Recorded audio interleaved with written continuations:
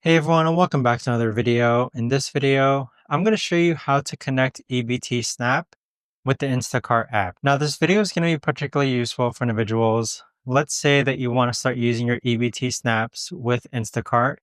How do you actually go ahead about doing so? Now, this video is going to be short, sweet, and simple, guys. There's not going to be a lot of steps involved. Now, in order to do this, what you're first going to do is log on to the Instacart app. Next, click on your profile icon in the upper right-hand corner. From here, click on Settings. Next, click on Debit/Credit, PayPal, and more. And then click on EBT SNAP. So what's going to happen is that it's going to ask you to add your EBT SNAP card here.